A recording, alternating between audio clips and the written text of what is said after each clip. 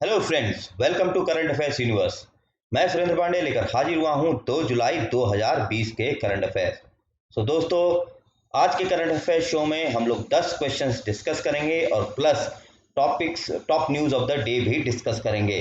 तो चलिए बिना टाइम वेस्ट किए हम लोग शुरुआत करते हैं अपने करंट अफेयर शो की। लेकिन उससे पहले, यदि आपको मेरा वीडियो पसंद आए तो मेरे चैनल को जरूर सब्सक्राइब करें और वीडियो पसंद आए तो उसे लाइक और शेयर करें, और ये शेयर अपने दोस्तों, अपने रिलेटिव्स और स्टूडेंट्स के साथ शेयर कर सकते हैं। इसके अलावा यदि आप लोगों को हमारा वीडियो डेली प्राप्त करना है तो बेल आइकन दबाना ना भूलें, जिससे कि आपको नोटिफिकेशन हमेशा मिलता रहे। तो चलिए देखते हैं न्यूज़ ऑफ द डे। तो पहला जो न्यूज़ ऑफ द डे है वो क्या है? पहला न्यूज़ ऑफ द डे है आपका, RMRC of Assam isolates covid virus. तो ये एक बहुत बड़ी खबर है। RMRC का मतलब क्या है? रीजनल मेडिकल रिसर्च सेंटर, जो कि एक सरकारी तंत्र है और ये डिब्रूगढ़ में है। कहाँ पे है असम के? ये डिब्रूगढ़ में है। और इसने, यहाँ के साइंटिस्ट ने कोविड-19 के वायरस को आइसोलेट किया है। तो इससे मतलब क्या है कि अगर हम कोविड-19 के वायरस को आइसोलेट कर लेते हैं तो हम जो है वैक्सीन बनाने में हमारे को बहुत मददगार ये साबित होगा। और इसके अलावा मैं और एक चीज यहाँ पे हाईलाइट करना चाहता हूँ कि RMRC असम जो है ये तीसरी गवर्नमेंट लैब है जिसने कोविड-19 वायरस को आइसोलेट किया है। तो पहली जो है वो है नेशनल इंस्टीट्यूट ऑफ वायरोलॉजी, जो कि पुणे में है। दूसरी आपका है centre for cellular and molecular biology, जो कि आपका हैदराबाद में है। और तीसरा है आपका RMRC ऑफ असम। इसके अलावा एक प्राइवेट लैब भी है जिसने कि कोविड-19 के वायरस को आइसोलेट किया है, तो वो है आपका भारत बायोटेक। ठीक है, तो आप जो है, पता है अभी हाल में ही भारत बायोटेक न्यूज में था, क्योंकि भारत बायोटेक ने जो है कोवैक्सिन, एक वैक्सीन कैंडिडेट है, वो डेवलप किया है, जिसको ड्रग कंट्रोलर ऑफ इंडिया ने जो है क्या दे दी है? ह्यूमन ट्रायल्स के लिए मंजूरी दे दी है।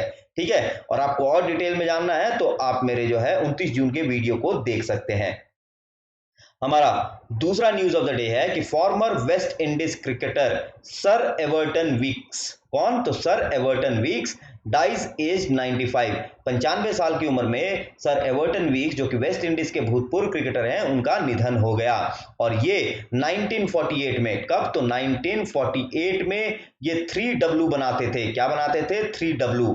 अब मैं आपको बता दूं ये 3W कौन थे। तो पहले तो आपके थे कि सर वॉलकट और दूसरे सर फॉरेल। ठीक है, ये तीनों ही वेस्ट इंडीज के बल्लेबाज थे और ये तीनों बल्लेबाज 1948 में वेस्ट इंडीज के लिए खेले थे। इसके अलावा जो waste Indies cricketer Everton weeks हैं, इन्होंने, इनके नाम पे एक रिकॉर्ड है कि इन्होंने 5 कंसेक्यूटिव सेंचुरीज लगाई थी टेस्ट मैच में। तो कब? तो सबसे पहला इन्होंने लगाया था किसके खिलाफ? जमाइका में, इंग्लैंड के खिलाफ। और फिर इंडिया में इन्होंने 4 लगातार सेंचुरी लगाई थी। तो टोटल 5 कंसेक्यूटिव सेंचुरी का जो रिकॉर्ड है इन्हीं के नाम पर है। इसके अलावा जो है इनका एवरेज 58 से ऊपर था और टॉप 10 टेस्ट बल्लेबाजों में आते हैं जिनका एवरेज जो है 50 या 58 से 55 से ऊपर रहा है। ठीक है, तो सबसे ज्यादा टेस्ट में एवरेज किसका रहा है? वो सर डोनाल्ड ब्रैडमैन का, जिनका 99 से भी ऊपर था एवरेज। ठीक है, अब तीसरा है हमारा कि first plasma bank of the country inaugurated. तो जैसा कि हमने अपने पिछले वीडियो में डिस्कस किया है कि प्लाज्मा बैंक जो है ये दिल्ली में खोला गया है। और ये किस हॉस्पिटल में खोला गया है? ये institute of liver and biliary sciences, यानी कि ILBS, जो कि दिल्ली में स्थित है। और इसका जो है आज अनावरण किसने किया? इसका अनावरण जो है आज दिल्ली के मुख्यमंत्री श्री अरविंद केजरीवाल जी ने किया है। ठीक है, अब बात करें अगले न्यूज की कि drug discovery hackathon launch by health and HRD ministry. तो ये ड्रग डिस्कवरी हैकाथन है, इसमें जो है क्या किया जाएगा? कोविड-19 के खिलाफ जो है ड्रग डिस्कवरी करने के लिए ये एक तरीके का कंपटीशन है, जो कि हेल्थ और HRD मिनिस्ट्री ने लॉन्च किया है। ठीक है, अब अगला न्यूज है 28 न्यू मिनिस्टर्स टेक ओथ इन मध्य प्रदेश कैबिनेट एक्सपेंशन। तो काफी दिनों से अटकलें चल रही थी कि मध्य प्रदेश में जो है मंत्रिमंडल का विस्तार होगा। तो ये विस्तार जो है आज हुआ, जिसमें 28 नए मंत्रियों ने शपथ ली। और इनके मुखिया कौन है? इनके मुखिया हैं शिवराज सिंह। और गवर्नर कौन है? ये है आपकी आनंदीबेन पटेल। ठीक है, हमारा अगला है government forms panel to review situation and advise on conduct of JEE and NEET exam, यानी कि जॉइंट एंट्रेंस एग्जाम और नेशनल एंट्रेंस एलिजिबिलिटी टेस्ट तो ये जो है आपका जी और नीट जो है ये नेशनल टेस्टिंग एजेंसी कंडक्ट करती है, और जो नेशनल टेस्टिंग एजेंसी के डीजी हैं वही इसको रिव्यू करेंगे, और कल तक जो है एचआरडी मिनिस्ट्री ने इनसे जवाब मांगा है। ठीक है, अगला है कि Indian railways achieve 100% punctuality record for first time in history. तो जब से इंडियन रेलवेज यानी कि 1853 से जब से चल रही है तब से पहली बार ऐसा हुआ है कि जो इंडियन रेलवे का जो पंक्चुअलिटी रिकॉर्ड है वो 100% रहा है, यानी कि 1 जुलाई को 201 ट्रेनें जो हैं चली और वो सारी की सारे टाइम पे थी। ठीक है, हमारा अगला है कि Vladimir Putin to remain president of Russia until 2036। तो कल एक कॉन्स्टिट्यूशनल रेफरेंडम हुआ जिसमें कि यूनानिमसली जो है व्लादिमीर पुतिन को रशिया का राष्ट्रपति चुना गया। कब तक? तो 2036 तक। ठीक है, और बता दें कि जो रशिया की पार्लियामेंट है उसका नाम है ड्यूमा। क्या नाम है? Duma, DUMA। ठीक है, चलिए अगला हमारा है news of the day. Former speaker of Mizoram legislative assembly Upa Rokamlova dies at 79। तो ये कांग्रेस के मेंबर थे ऊपा रुकामलोवा, और इनका निधन हो गया कितने वर्ष में? तो 79 साल की आयु में इनका निधन हो गया। और इन्होंने मिजो पीस अकॉर्ड, जो कि हमने अपने पिछले वीडियोस में डिस्कस किए हैं, तो इन्होंने मिजो पीस अकॉर्ड जो कि 1986 में साइन हुआ था उसमें बहुत ही अहम भूमिका निभाई थी। ठीक है, चलिए अब अगला क्या है? Mahesh Kumar Agarwal takes charge as Chennai police commissioner. तो महेश कुमार अग्रवाल जो है इन्होंने चेन्नई पुलिस कमिश्नर का पदभार संभाला, और ये चेन्नई के 106वें जो है पुलिस कमिश्नर है, 106। ठीक है दोस्तों, तो आप लोगों को हमारा न्यूज ऑफ द डे कैसा लगा आप हमें कमेंट बॉक्स में बता सकते हैं। ठीक है, तो चलिए अब बढ़ते हैं अपने करंट अफेयर क्वेश्चंस की ओर। ठीक है, तो पहला क्वेश्चन क्या है? तो पहला क्वेश्चन ये थोड़ा टाइम लेगा क्योंकि इसको मैंने अगले स्लाइड में पॉइंट्स में भी लिखा है जो कि समझाऊंगा आपको। ठीक है, कि कौन सा वित्तीय संस्थान एनबीएफसीज और एचएफसीज, यानी कि एनबीएफसीज मतलब नॉन बैंकिंग फाइनेंशियल कंपनीज और एचएफसीज मतलब हाउसिंग फाइनेंस कंपनीज की तरलता स्थिति में सुधार के लिए SLS special liquidity scheme trust के रूप में स्पेशल पर्पस व्हीकल स्थापित करेगा। So which financial institute will set up the special purpose vehicle in form of SLS trust to improve liquidity position of NBFCs and एचएफसीज? तो इसका सही उत्तर है आपका एसबीआई कैप, यानी कि state bank of India capital, ये जो है कैपिटल लिमिटेड, ये जो है एसएलएस ट्रस्ट बनाएगा और जो कि स्पेशल पर्पस व्हीकल का रूप लेगा, और उसी के अंतर्गत जो है क्या है? तो उसी के अंतर्गत जो है एनबीएफसी को कितना करोड़ रुपया दिया जाएगा?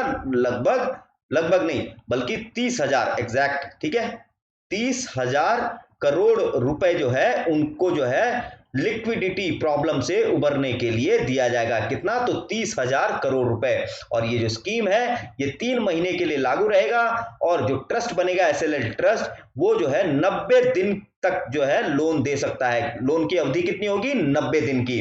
ठीक है, इसके अलावा जो है जो एनबीएफसीज और एचएफसीज हैं ये जो है फंड केवल अपनी लायबिलिटी क्लियर करने के लिए जो है इसको यूज करेंगे, और इस फंड से ये लोग एसेट बिल्कुल भी बिल्ड नहीं करेंगे। ठीक है, इसके अलावा जो है इसमें इस फंड को जो है आरबीआई कैसे सब्सक्राइब करेगा? तो जो भी गवर्नमेंट गारंटीड स्पेशल सिक्योरिटीज हैं, जो भी गवर्नमेंट गारंटीड स्पेशल सिक्योरिटीज हैं जो कि ट्रस्ट इश्यू करेगा, तो उसको आरबीआई जो है सब्सक्राइब करके इस स्कीम को फंड करेगा। ठीक है, कैसे करेगा? गवर्नमेंट गारंटीड स्पेशल सिक्योरिटीज जो कि ट्रस्ट इश्यू करेगा उसको सब्सक्राइब करके आरबीआई क्या करेगा? इस फंड का संचालन करेगा। और ये लेकिन इसमें लिमिट क्या है? लिमिट है आपका 30,000 करोड़ रुपए। ठीक है, अब इसके अंतर्गत जो है कुछ एलिजिबिलिटी कंडीशंस भी हैं, यानी कि कौन से एनबीएफसीज और एचएफसीज या माइक्रो फाइनेंस इंस्टीट्यूशन जो हैं इसका लाभ उठा सकते हैं। तो सबसे पहले जो भी एनबीएफसीज और एमएफआईज यानी कि माइक्रो फाइनेंशियल इंस्टीट्यूशंस और एनबीएफसीज जो आरबीआई पे रजिस्टर्ड हैं वो ले सकते हैं, और प्लस जो हाउसिंग फाइनेंस कंपनीज जो नेशनल हाउसिंग बैंक से रजिस्टर्ड हैं वो ले सकती हैं इसका फायदा। इसके अलावा जो है जो आपका नेट एनपीए है, ठीक है, ये एनपीए है यानी कि non performing asset. So net NPA जो है ये मार्च 2019 को 6% से ज्यादा नहीं होना चाहिए। कितना? तो 6% से ज्यादा नहीं होना चाहिए। इसके अलावा जो कैपिटल एडिक्वेसी रेशियो है यानी कार, सो वो जो है एनबीएफसी और एचएफसी का ये जो है 15% एनबीएफसी के लिए और 12% हाउसिंग फाइनेंस कंपनीज के लिए रहेगा। कब? तो 31 मार्च 2019 को। इसके अलावा जो है उनका जो उन्होंने ये जो भी एनबीएफसीज और जो एचएफसीज हैं उन्होंने पिछले 2 सालों में यानी 2017-18 और 2018-19 में से किसी एक साल में नेट प्रॉफिट जो है अचीव किया होना चाहिए। और इसके अलावा जो है ये एनबीएफसीज और एचएफसीज एसएमए और एसएमए 2 कैटेगरी बैंक्स में बिल्कुल भी नहीं होने चाहिए। कब? तो अगस्त 1, 2018 से पहले। तो ये एलिजिबिलिटी कंडीशंस हैं और हमने स्पेशल लिक्विडिटी स्कीम के बारे में भी आपको बताया। अब हम आपको बताते हैं कि एनबीएफसीज जो है बेसिकली क्या है कि ये बहुत काफी लंबे समय से जो है लिक्विडिटी क्रंच जो है फेस कर रहे थे और इसके संबंध में जो वित्त मंत्री हैं निर्मला सीतारमण, उन्होंने 13 मार्च को जो है इस 30,000 करोड़ रुपए के फंड की घोषणा की थी और ये अब जाके ये क्रियान्वयन इसका हुआ है। ठीक है दोस्तों, चलिए अब बढ़ते हैं अगले क्वेश्चन की ओर। हमारा अगला क्वेश्चन है the emperor for all melodies a biography of cancer के लेखक कौन है? So who is the author of the emperor of all melodies a biography of cancer? तो इसके जो ऑथर है वो है आपके सिद्धार्थ मुखर्जी। कौन है? सिद्धार्थ मुखर्जी।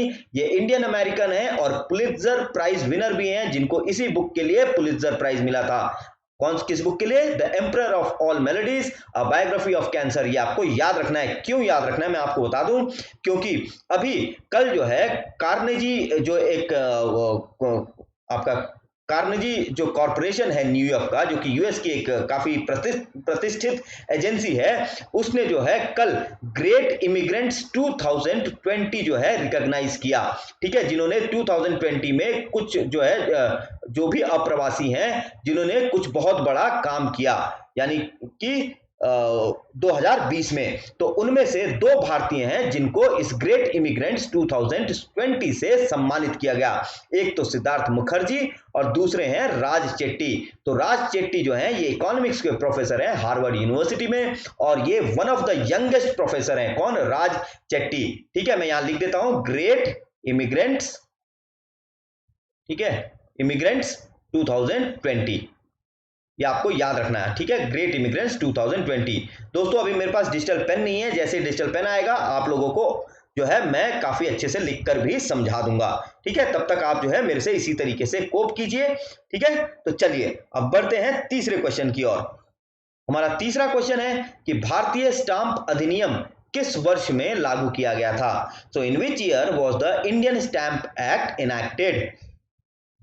तो इसका करेक्ट आंसर है सी 1899 में। कब? तो 1899 में जो है इसको इनैक्ट किया गया था और अभी जो है क्या हुआ कि इसमें अमेंडमेंट किया गया और इस अमेंडमेंट के तहत क्या है कि जो स्टैंप ड्यूटी सिक्योरिटीज ट्रांजैक्शन पे लगती हैं, यानी कि जो भी स्टॉक मार्केट एक्सचेंज पे सिक्योरिटीज ट्रांजैक्ट होती हैं, प्रतिभूतियां ट्रांजैक्ट होती हैं, उन पे स्टैंप ड्यूटी लगता है।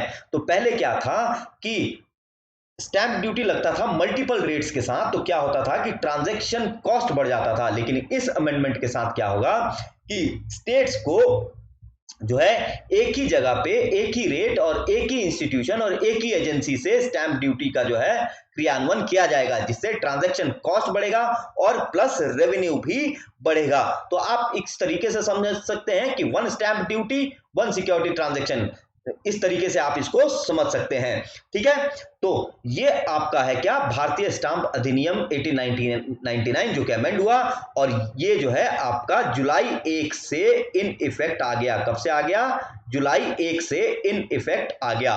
ठीक है, और दोस्तों जुलाई 1 जो है कल जो था ये और एक चीज के लिए फेमस है।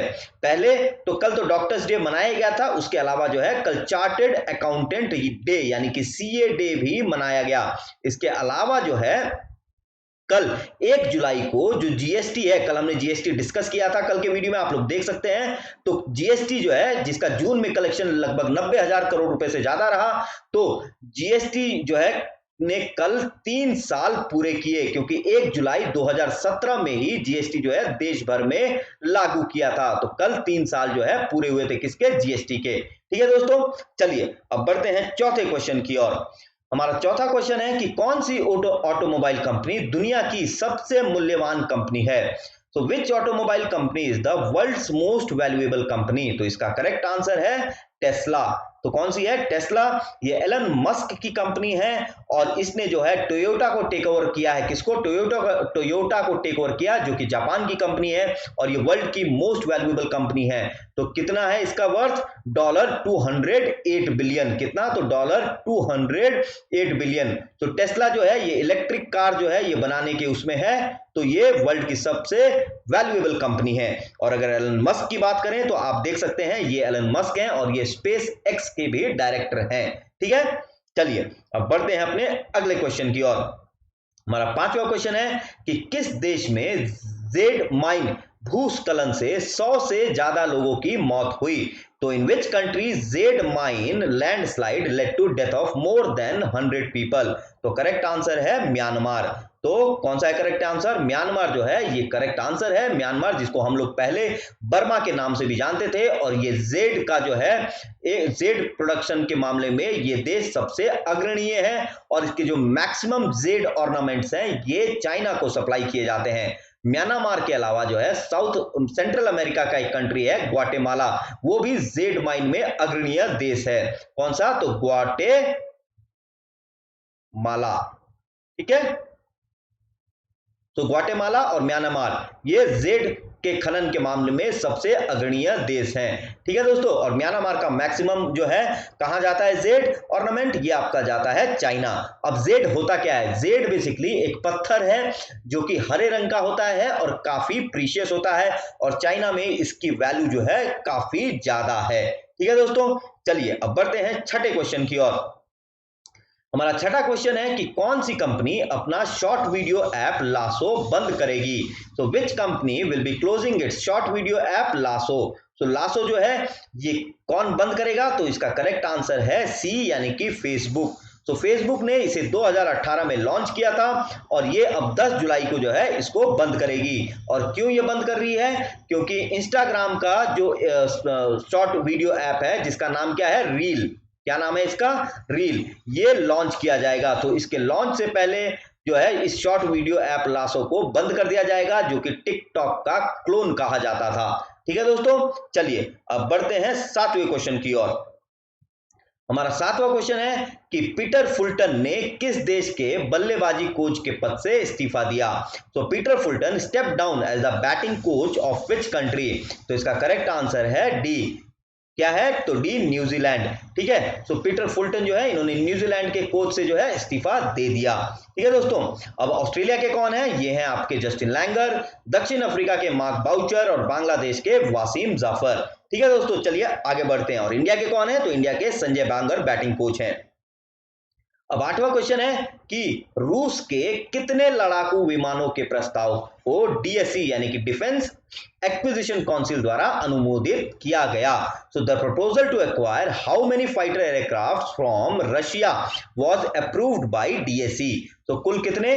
तो कुल जो है करेक्ट आंसर 33 फाइटर एयरक्राफ्ट को जो है एक्वायर करने के लिए डिफेंस एक्विजिशन काउंसिल ने अप्रूवल दिया, जिसमें से 12 जो है आपके क्या है? 12 आपके सुकोई हैं। क्या है? 12 आपके सुकोई हैं और 21 जो है आपके मिग 29 है। इसके अलावा जो है आपका मिग 29, इसके अलावा 59 यानी कि 59 मिग 29 को अपग्रेड भी किया जाएगा और इस पे जो कुल लागत आएगी वो 18,000 करोड़ रुपए से ज्यादा की लागत आएगी। और इसके अलावा जो है डिफेंस एक्विजिशन काउंसिल जो है अस्त्र जो कि बियॉन्ड विजुअल रेंज मिसाइल है और लैंड अटैक मिसाइल इन जो कि डीआरडीओ डेवलप कर रहा है, इन दोनों को भी जो है मंजूरी दे दी है।